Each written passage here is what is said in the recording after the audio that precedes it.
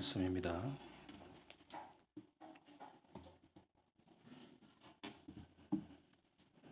에베소서 2장 8절 9절.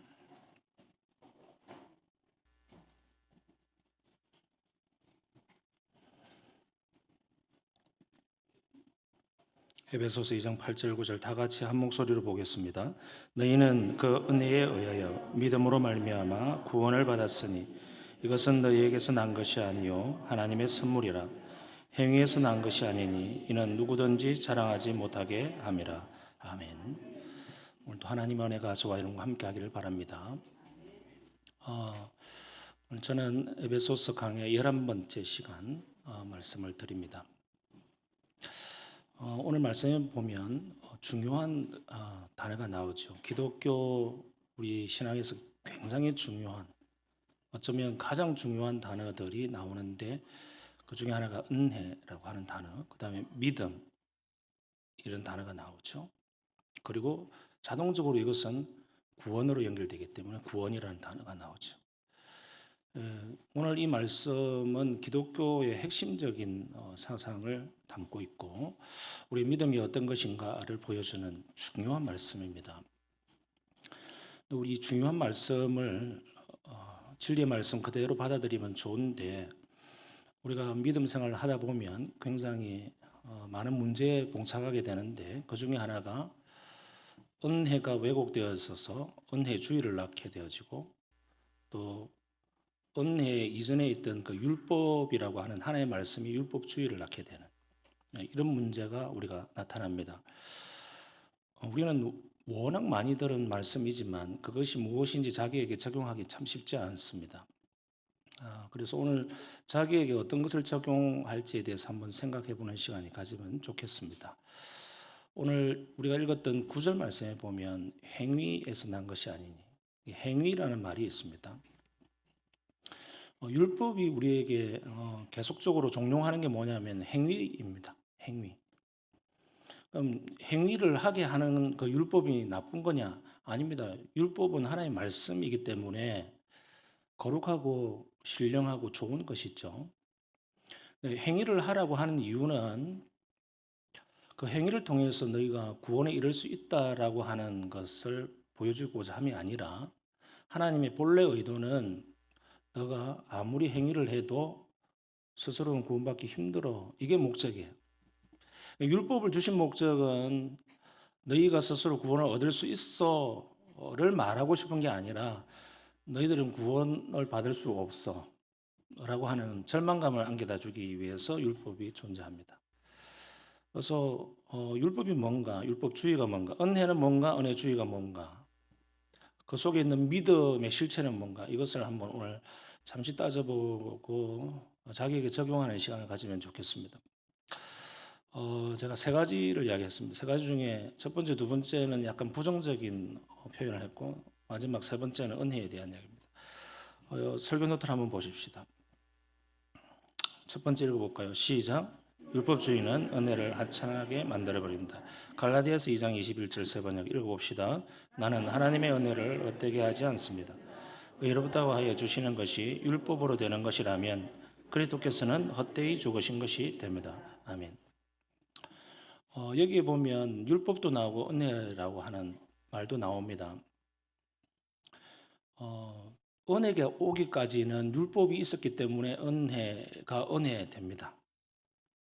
율법이 우리에게 어떤 행위를 종용하지 않았다면 그 은혜의 크기와 넓이와 깊이를 깨닫지 못했을 것입니다. 왜냐하면 율법이란 말씀을 통해서 우리는 우리 자신의 비참함을 보기 때문에 그렇습니다. 내가 죄인이라는 것도 깨닫고 내가 부족하다는 것도 깨닫고 내 스스로는 구원받을 수 없다라고 하는 자기의 연약함, 한계, 완전한 타락 속에 있다고 하는 전적 타락에 자기 자신의 비참함을 보게 만드는 것이 바로 율법입니다. 그래서 하나님의 말씀을 보면 볼수록 우리에게 주는 은혜가 뭐냐 하면 하나님은 완전하시고 나는 부족하고 타락했다라는 것을 느끼게 하는 것이죠. 하나님의 말씀이 없이 믿음이 찾아오기란 불가능합니다. 하나님께서 우리에게 믿음을 선물로 주셨다고 할 때 그것도 그러한 의미입니다. 그러니까 뭔가 우리가 내 의지라든지 형식, 예배 형식, 기독교 진리, 교리, 뭐 가르침, 뭐 봉사, 열심, 금식, 기도, 충성, 봉사, 헌신, 11조 뭐 이런 것들을 통해서 우리가 하나님께 나아갈 수가 없습니다, 사실은. 그 모든 것들은 그냥 결과물에 불과한 것이지 우리에게 그것을 통해서 구원에 이를 수 있다라고 길을 내준 게 아닙니다. 우리는 순서를 바꿔야 돼요. 그래서 심지어 믿음, 우리가 고백하는 믿음, 내가 믿겠습니다라고 하는 그 믿음마저도 우리의 것이라고 착각하는 순간 그 믿음은 한계에 부딪히게 됩니다. 내가 믿어보겠다고 했기 때문에 나중에 안 믿기지는 변수와 이유들이 너무 많이 나오거든요. 내가 믿어보겠습니다 하는 순간 어떤 사람은 이게 복이겠구나. 내가 너무 지금 어렵고 형편없고 힘든데 내가 예수를 믿으면 복을 주어서 나의 형편이 나아겠지라고 하는 일말의 기대를 가지고 만약에 그 믿음을 고백했다면 그 믿음은 자기의 믿음이잖아요. 성경은 어디에도 그런 믿음을 이야기하지 않는데도 불구하고 그래서 자기로부터 출발한 믿음의 고백은 굉장히 위험합니다. 왜? 어떠한 조그만 한계 상황에 오게 되어지면 그 믿음을 쉽게 포기해버리고 그 믿음이 뭔지 혼란에 빠지기 때문에 그렇습니다. 그래서 우리가 믿음이라고 고백하는 예수 그리스도를 믿겠습니다. 주는 그리스도시요 살아계신 하나님의 아들이십니다라고 하는 그 고백마저도 내 입술을 통해서 나의 생각과 의지를 통해서 나왔지만 그 모든 것이 하나님의 은혜입니다. 이것이 정리가 되지 않으면 우리는 항상 힘듭니다. 내가 믿음으로 열심히 살았는데 왜 이리 힘들까? 왜 형편이 풀리지 않을까? 나는 왜 이리 항상 거꾸로질까? 나는 왜 실패할까? 라고 하는 돌고 도는 풀리지 않는 숙제 속에서 믿음을 포기하게 됩니다. 제가 지금 잠시 한 1분 20초짜리 영상을 한번 볼 건데요. 한번 틀어봐 주세요. 어떤 판단도 갖지 말고 한번 그냥 보세요. 어떤 내용인지. All right, final question to We're wondering if you could do us a quick solid and accept Jesus as your Lord and Savior. On the Real quick. show. Personal Lord and Savior. It's a quick prayer. I mean, let's just say, like, I agree with the principles that Jesus advocated, and that there's there's great wisdom in the teachings of Jesus, and I agree with those teachings. And things like turn the other cheek are very important because, as opposed to an eye for an eye leads everyone blind. So, forgiveness, is important, and treating people as you would wish to be treated. Love thy neighbor as thyself. Very important. So it's like a 60-70% As- yes. As Einstein would say, I believe in the God of Spinoza.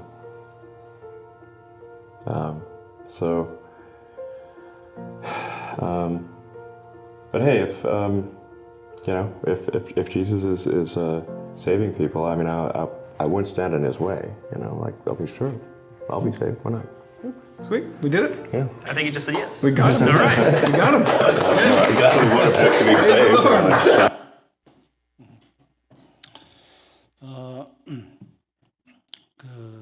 방금 나온 사람이 누군지 방금 마지막에 나왔는데 보셨어요? 예. 일론 머스크 뭐 들어보신 분도 계실 거고, 일론 머스크가 굉장히 잘생겼죠. 예, 저하고 나이가 같아요. 일론 머스크에 여러분 뭐 관심 없을 수도 있는데, 이분이 대단한 사람이잖아요.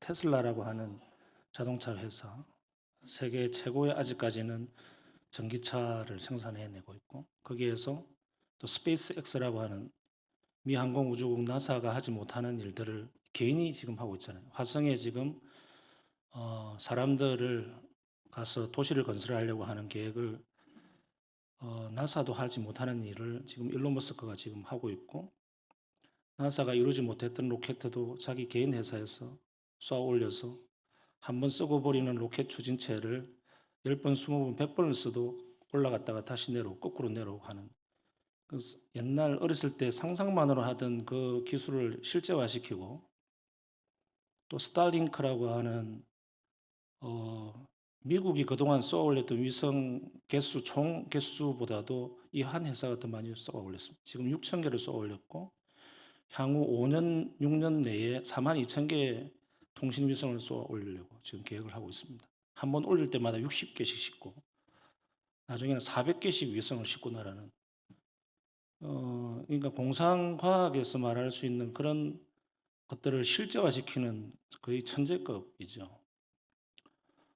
저런 사람이 굉장히 지금 어떤 프로인지 모르겠지만은 예수를 한 믿어보죠 이렇게 이야기했단 말입니다.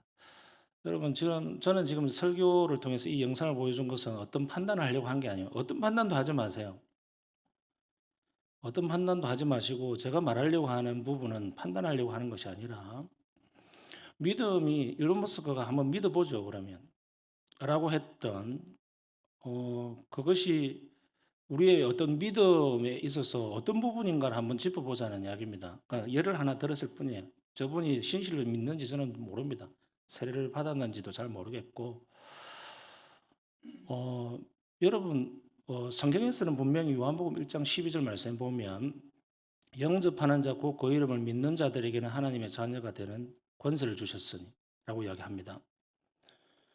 그리고 입으로 시인하는 것 구원에 이르게 한다라고 하는 말씀을 우리에게 주십니다.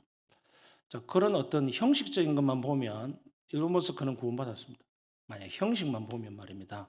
성경이 그와 같이 이야기하고 있기 때문에 믿어보겠습니다 라고 이야기했고 또 그렇게 해보겠다라고 했기 때문에 자, 그러나 이 시간 말씀드리고 싶은 것은 뭐냐면 믿음은 형식에 담을 수 없어요.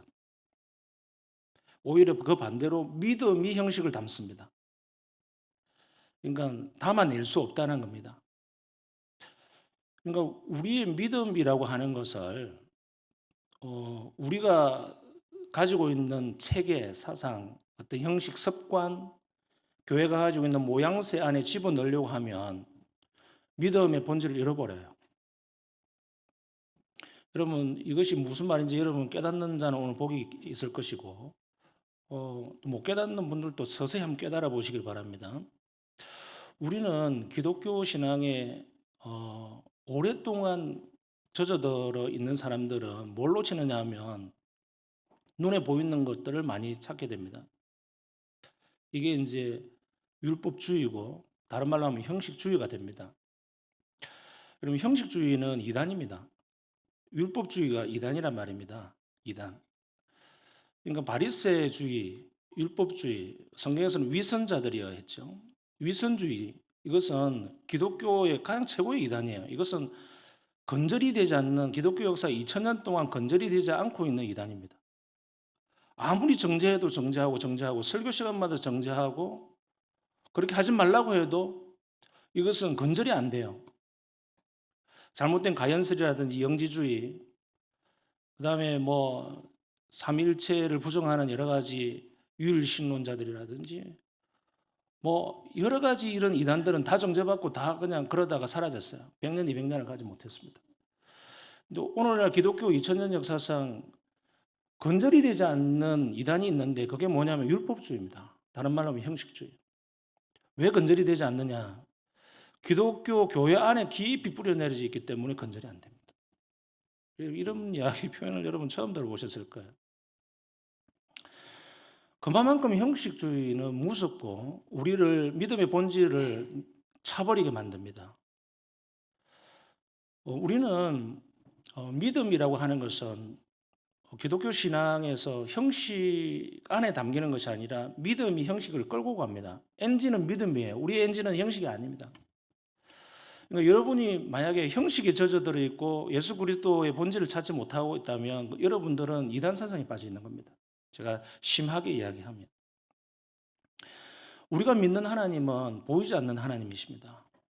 그 말은 무슨 말이냐 하면은 형식을 우리에게 취하지 아니하셔도 영광 받으신다는 뜻입니다. 그래서 요한복음 4장 24절 말씀에 하나님은 영이시니 예배하는 자가 영과 진리로 예배할지니라. 만약에 우리에게 사도신경 주기도문, 뭐 임내송, 뭐 대표기도가 필요했다면 하나님은 형식의 하나님이니 너희가 예배드릴 때 사도신경과 주기도문과 찬송가와 복음송은 절대 안 돼. 해가지고 그런 목록을 우리에게 주셨을 거예요. 주시지 아니하고 우리에게 어떤 것을 주셨냐면 오히려 복음 안에서 자유함을 주셨습니다. 율법의 반대가 뭐냐면 자유함이에요. 율법주의에 빠지게 되면 자유가 없어져 버려요. 우리는 율법이 정죄하는 그 저주 속에 들어가게 되어지고 그 착고에 매여서 계속 율법이 요구하는 것을 행위로 계속 하려고 하다가 힘 빠지고 나중에 나자빠 떨어집니다. 왜요? 아무리 열심히 잘하려고 해도 우리의 한계가 보이고 할 수 없는 불가능에 도착하기 때문에 그렇습니다. 우리는 어떠한 노력으로도 예수 그리스도께 나아갈 수 없습니다. 나의 어떠한 노력, 나의 공로, 나의 잘남으로도 주님 앞에 들고 나갈 게 하나도 없어요.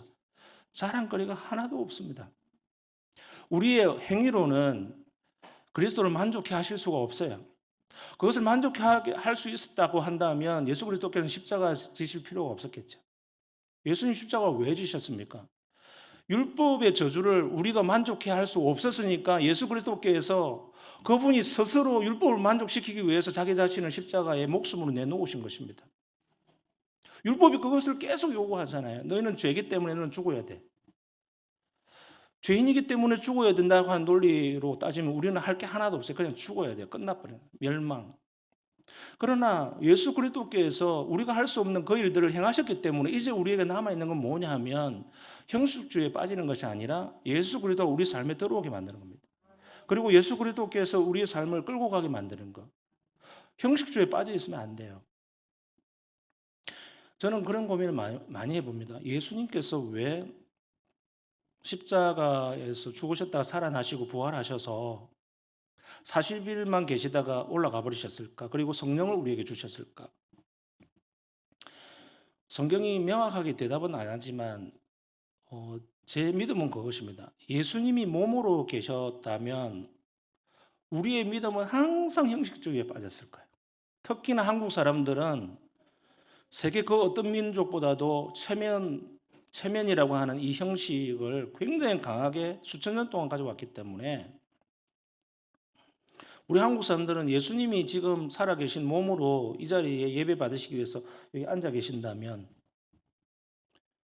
형식주의에 우리는 그냥 빠져서 제대로 된 믿음을 찾지 못할 겁니다. 왜? 예수님께 잘 보이기 위해서 얼마나 애를 쓰겠습니까? 눈에 보이니까. 그러나 애시당초 성경은 뭐라고 믿음을 이야기하냐면은 믿음은 보이지 않는 것이야. 그리고 보이지 않는 길을 가는 것이야. 믿음의 길은 넓지 않고 협착하고 좁고 남이 안 가는 길이야. 라고 이야기를 함으로 해서 믿음의 길은 쉽지 않은 길이고 보이지 않는 길이고 막막한 길이고 보상되지 않는 길이라고 이야기함으로 해서 우리의 진심이 뭔지를 드러나게 하는 거예요. 여러분 형식이 강해지면 강해질수록 우리의 진심은 사라지고 우리의 형식만 남습니다. 우리의 형식만 남게 되어지면 예수 그리스도를 진심으로 사랑하기보다는 형식으로 사랑하게 됩니다. 내가 뭘 했지? 난 주일 성수 잘 했지. 주일 성수 너무 중요하죠. 그러나 주일 성수 하면 천국 가고 안 하면 지옥 갑니까? 자, 이런 극단적인 질문은 안 좋은 질문이지만 여러분 알아듣게 하기 위해서 하는 질문입니다. 성경은 이런 극단적인 질문 잘 하지 않아요. 그러나 극단적으로 한번 물어봅시다. 11조 안 하면은 지옥 갑니까? 11조 하면 천국 갑니까? 천국 가는데 더 높은 자리 않습니까? 이걸 극단적으로 흑백 논리로 받지 마세요. 아, 목사가 안 해도 된다더라. 그거는 좀 이따가 제가 다시 설명할 거예요. 은혜주의라는 이름으로 설명할 겁니다. 여러분, 우리가 가장 경계에 대한 이단 중에 하나가 바로 이 형식주의, 율법주의예요. 율법은 우리를 천국으로 데려가지 못합니다. 그냥 우리의 죄를 깨닫게 합니다. 우리의 비참함, 우리는 예수 그리스도가 필요한 존재야 라고 하는 것을 깨닫게 하는 것까지가 바로 율법이에요. 봅시다. 그래서 로마서 3장 20절 1번의 밑에 시작. 그러므로 율법의 행위로 그의 앞에 의롭다 하심을 얻을 육체가 없나니 율법으로는 죄를 깨달음이니라. 율법이 하는 일은 뭐냐 하면 613가지의 명령을 하잖아. 이거 해, 이거 하지 마. 이거 안 하면 너 큰일 나. 이거 하면 복 받을 거야. 심지어는 이거 안 하면 너 죽어. 이렇게 이야기하잖아요. 그게 율법이에요. 율법. 율법의 명령이 613가지잖아요. 그것을 우리에게 행위를 통해서 너가 완벽하게 613점을 받으면 너는 천국 갈 거야 라고 만약에 명시를 했다면 우리는 그거 열심히 해야 됩니다. 그러나 율법의 어떤 항목에도 이거 613가지 지키면 너는 구원받아라고 하는 명시적인 말씀이 없어요.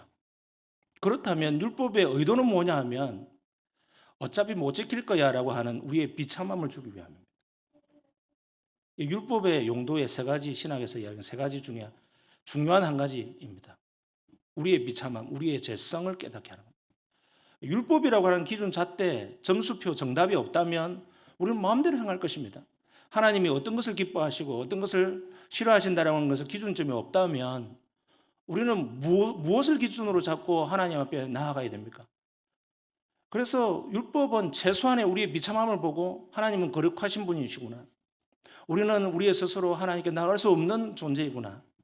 나는 연약하구나. 이러대로 죽을 수밖에 없구나. 하나님의 성품은 너무나도 거룩하시고 사랑이 많으신 분이시지만 공의로우신 분이시구나. 죄를 용서하지 못하시고 죄를 끝까지 정죄하여서 죄에 대한 응보, 죄에 대한 형벌을 반드시 치르게 하시는 분이시구나. 그렇지만 사랑의 성품이 있기 때문에 완전히 멸망에 이르지 아니하시도록 그것을 스스로 자기가 십자가에 죽으시고 우리에게는 은혜로 우리에게 영생을 주시구나 라고 하는 것을 깨닫는 과정이 율법을 통하지 아니하고서는 깨달을 수 없다는 것이죠. 율법의 기능은 그거예요. 율법이 형식으로 전락하면 율법주의가 됩니다. 그리고 형식주의죠. 여러분 오늘날 우리의 신앙을 붙들고 있는 형식주의를 던져 벗어버려야 돼요. 예배는 이래야 돼요. 뭐 직분자는 이렇게 해야 돼. 뭐 교회는 뭐 이렇게 해야 돼. 여러분 복음은 우리를 자유케 합니다. 믿으시길 바랍니다. 자유로움입니다. 예수 그리스도 안에 성령께서 우리의 각자에게 날개치게 만들고 자유롭게 합니다. 얽매이지 않게 만들고요. 율법의 정죄에서 벗어나게 만듭니다. 그래서 복음을 받은 사람의 특징이 뭐냐면 용납이에요. 용서. 일론 머스크가 한 이야기가 그거 아니습니까? 오른밤을 치거든 왼밤을 돌려대라. 그 이야기를 본인 스스로 이야기를 하면서 그거 굉장히 동의한다고 이야기하고 성경이 계속적으로 이야기하는 게 뭡니까? 율법은 자기 자신에 대해서 비참함을 보게 만들고 다른 사람에게는 마음을 넓히게 만드는 것. 이게 바로 율법이죠. 율법이 계속 요구하는 게 뭡니까? 하나님을 사랑해라. 네 이웃을 내 몸과 같이 사랑해라. 그러나 너는 비참한 사람이야. 이걸 가르쳐 주는 거거든요. 자기의 비참함을 볼 것이지 남의 비참함을 자기가 판단하거나 볼 수 없어요. 이게 율법입니다. 율법은 다른 사람을 보게 만드는 것이 아니라 자기 자신의 비참함을 보게 하고 타인을 향하여서는 사랑하게 만드는 것. 이것이 율법이에요. 그리고 그것을 첫째 되는 두 번째 되는 계명이라고 예수님께서 요약해 주셨어요. 그렇다면 율법을 완성하는 우리의 책임이나 신앙생활의 핵심이 뭐냐면 사랑입니다. 사랑의 다른 이름은 뭐냐? 용서죠. 용납, 너그러움, 관대함, 배려, 나보다 남을 낮게 여기는 거. 이것이 없이는 진심이 있을 수 없죠. 이것이 기초가 될 때 우리는 그제서야 사랑이라고 하는 한 발짝을 뗄 수가 있는 것입니다. 달란트 비유가 성경에 여러 개가 나오는데 그중에 1만 달란트 빚진 자에 대한 비유가 나옵니다. 1만 달란트라고 하는 것은 오늘날 돈으로 계산할 수 없는 환산치가 너무 커요. 1달란트가 노동자가 6,000일을 일해야 되는 겁니다.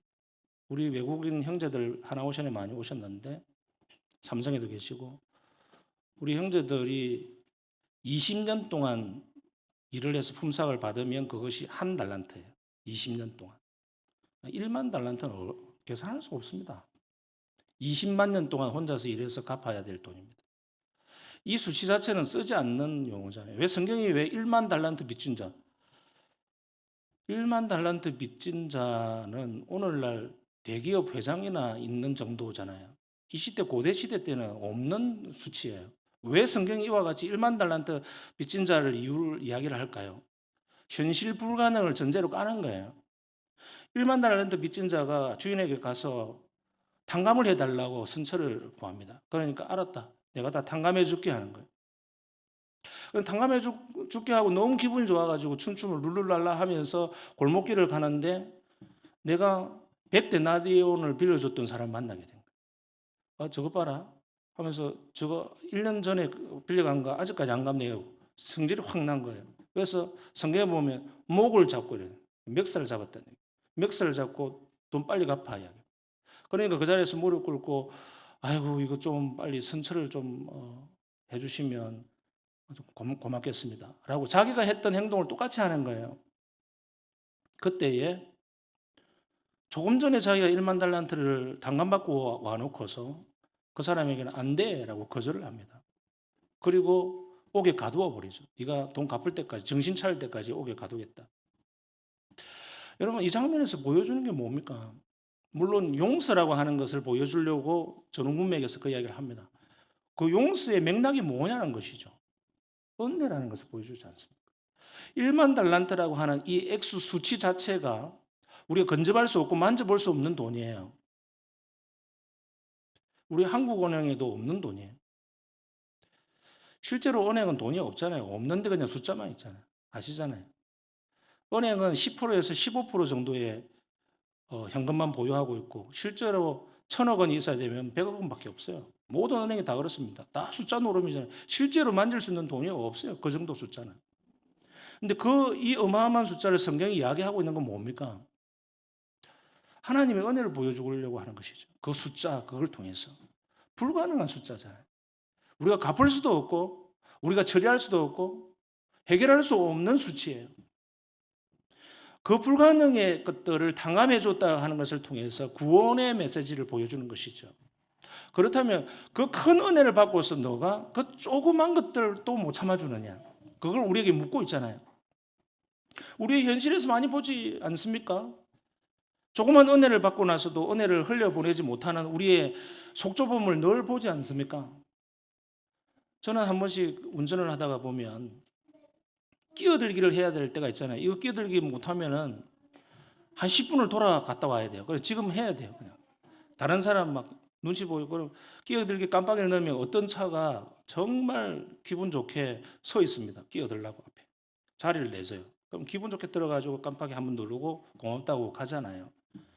근데 한 10분도 흐르지 않아 가지고 내가 줄 서 있는데 누군가 확 끼어들라 하면은 기분이 확 상한 거예요. 갑자기 10분 전에 자기가 끼어들어 놓고 배려를 받아 놓고 그거 하나 배려해 주지 못하는 속좁음을 보게 됩니다. 우리는. 그래서 꽝 어디 불법을 행하고 말이야 둘러싸올 것이지.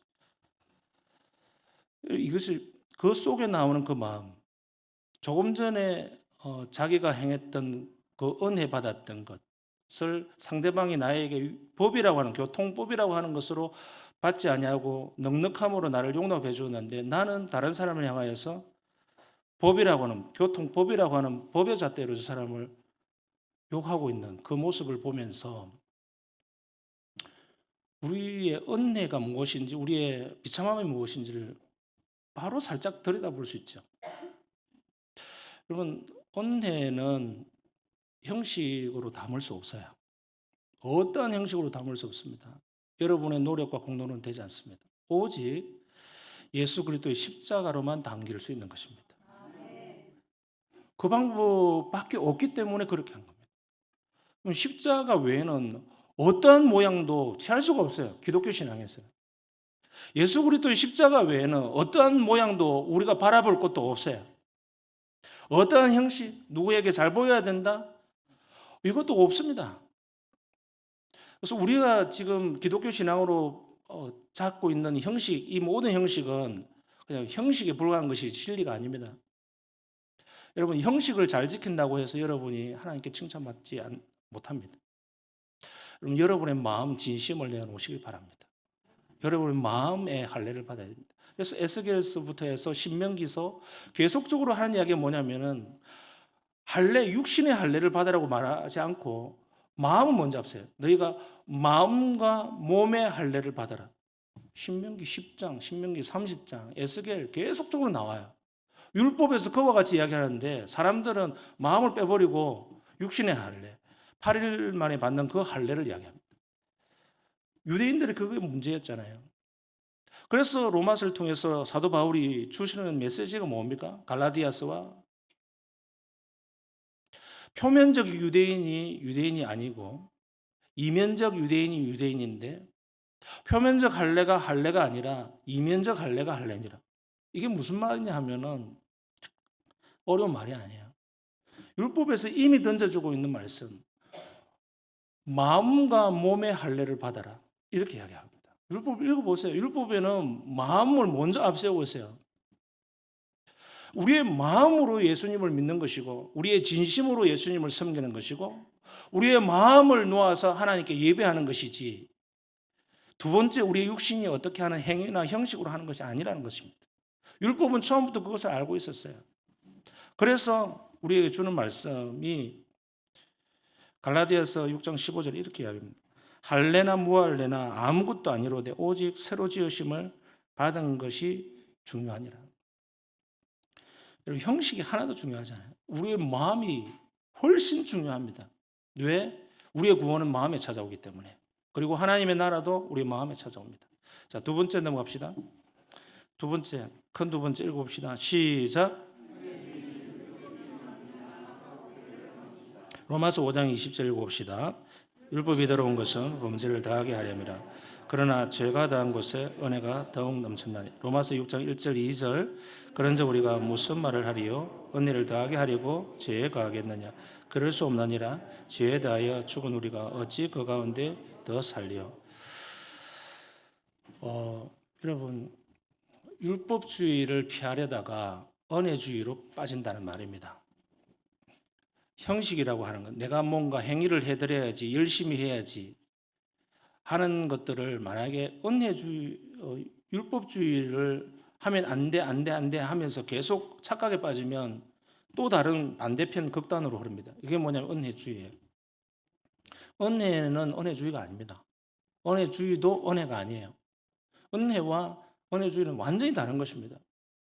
은혜주의는 다른 말로 하면 정적주의라고 이야기하는데 정적 알죠? 고요한 거, 아무것도 소리가 안 나는 가만히 있으면 되는 거. 아무것도 하지 않는 거. 이게 은혜주의예요. 여러분, 율법주의가 기독교의 최대 이단이라면 두 번째 이단이 은혜주의입니다. 오직 은혜로 되지 뭐. 맞는 말씀이죠. 오직 은혜로 되지. 오늘 일론 머스크가 예수를 진심으로 고백했는지 안 했는지 모르겠지만 형식으로는 고백했어요. 그죠? 근데 예수님이 그와 같은 일론 머스크만큼의 부자 청년을 만나잖아요. 그래서 예수님, 제가 이런 거 했습니다. 저런 거 다 했습니다. 율법 계명을 다 지켰습니다. 이제 어떻게 하면 되겠습니까? 라니까 너의 모든 재산을 팔아서 가난한 자들에게 나누어 주라. 그러니까 근심하며 돌아갔더라 이렇게. 거기에서 정확하게 꼬집는 게 뭡니까? 은혜주의자가 되지 마라. 너 은혜로 너가 구원받은 거 맞아. 그러나 은혜로 구원받았어. 나는 이제 은혜면 다 돼. 내가 뭐 행위를 가지고 한다고. 라고 하는 순간 은혜주의자가 되는 것이죠. 은혜를 받은 사람은 은혜가 흘러가도록 하는 것이고 은혜의 삶을 사는 것이죠. 그것이 은혜 받은 자의 특징이죠. 이것을 여러분 착각하지 마세요. 돈을 내놓아야 된다. 이런 식으로 단순 등식화시키면 안 됩니다. 그 이야기가 아니에요. 너는 너의 마음을 무엇으로 표현할래? 너의 마음을 어떻게 예수 그리스도의 십자가를 위해서 자기를 부인하는 삶을 살래? 그리고 자기의 십자가를 지고 따를래? 라고 하는 대가를 치르는 삶을 이야기하는 거예요. 무엇으로 대가를 치르겠습니까, 여러분? 무엇으로 대가를 치를래요? 돈이 있는 사람은 돈으로 대가를 치르십시오. 그리고 건강이 있는 분들은 건강으로 대가를 치르십시오. 여러분이 가지고 있는 달란트나 은사나 어떠한 힘이 있다면 그것으로 대가를 치르시길 바랍니다. 어떤 대가든, 어떤 형식이든, 무엇이든 그것은 성경이 규정하지 않습니다. 성경이 어떤 것으로 대가를 치르려고 하는 순간 그것이 또 율법이 되잖아요. 그래서 복음은 자유하며 진리를 알지니 진리가 너희를 자유케 하리라.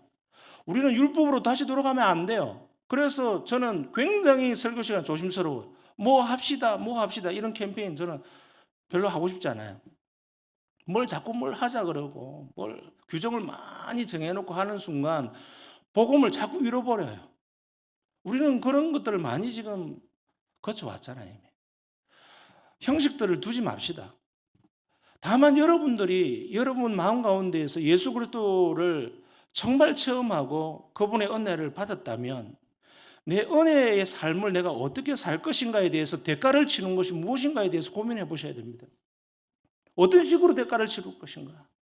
나는 무엇으로 대가를 치를 것인가? 에 대한 생각들을 하셔야 됩니다. 그럴 때 은혜 주의에 빠지지 않는 것입니다. 무엇으로든 하셔야 돼요.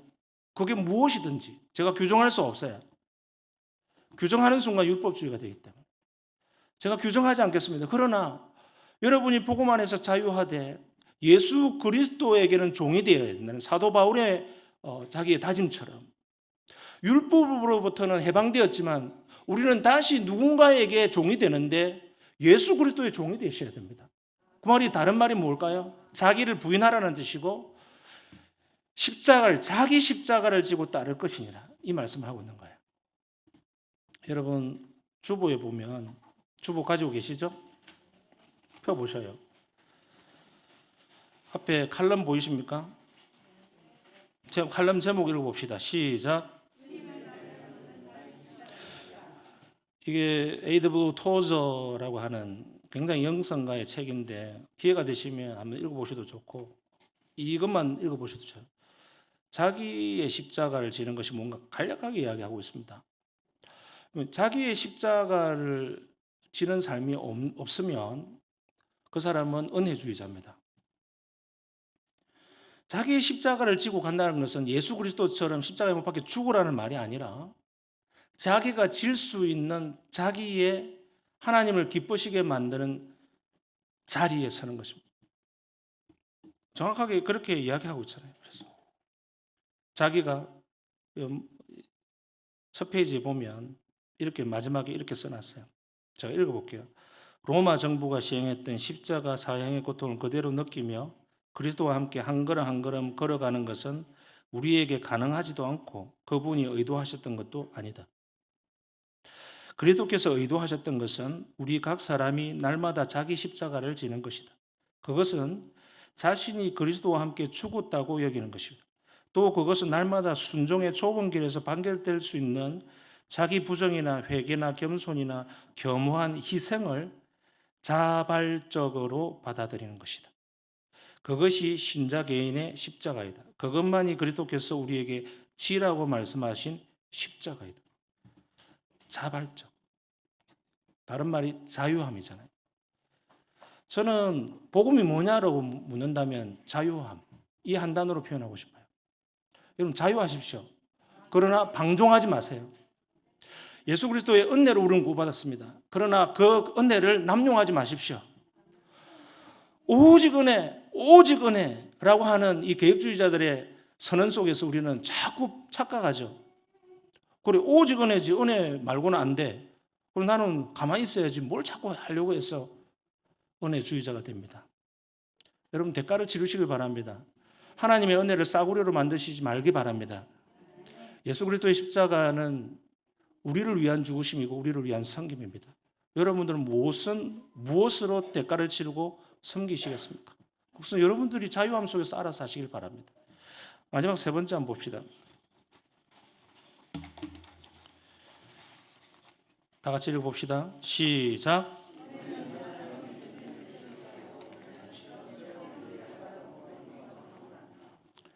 은혜가 하는 일이 뭐냐면 우리 전인을 새롭게 하는 일이거든요. 하나님의 은혜가 진짜 임한 사람은요. 자기의 혁신된 내면을 봅니다. 갈아엎어진 자기의 내면을 보기 시작한단 말입니다. 우리는 구중물을 하루 놔두면은 가라앉아가지고 맑은 물이 되는 걸 알고 있습니다.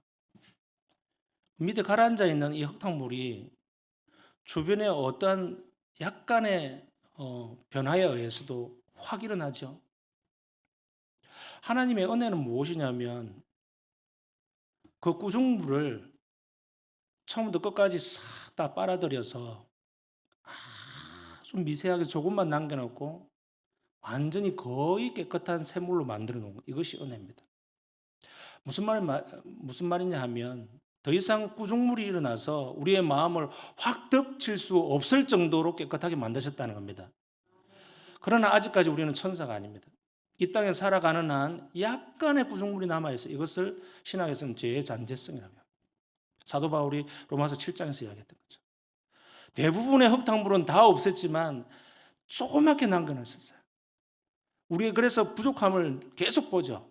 쓰러지고 다시 우리의 믿음을 재무장시키고 또 쓰러지고 실패하고 재무장시키고 우리의 비참함을 보고 우리의 연약함을 본으로 해서 그리스도께 또 나아가게 만들고 이걸 새로운 길을 가게 만드는 거예요.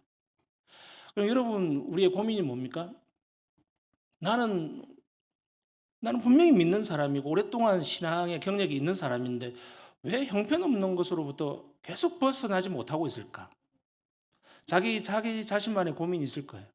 어떤 사람은 삶의 습관의 문제, 어떤 사람의 마음의 어둠의 문제, 어떤 사람은 관계의 문제, 뭐 여러 가지 잡다한 여러 가지 자기만이 가지고 있는 재성 가운데 헤어나지 못한 자기의 문제들이 있단 말입니다.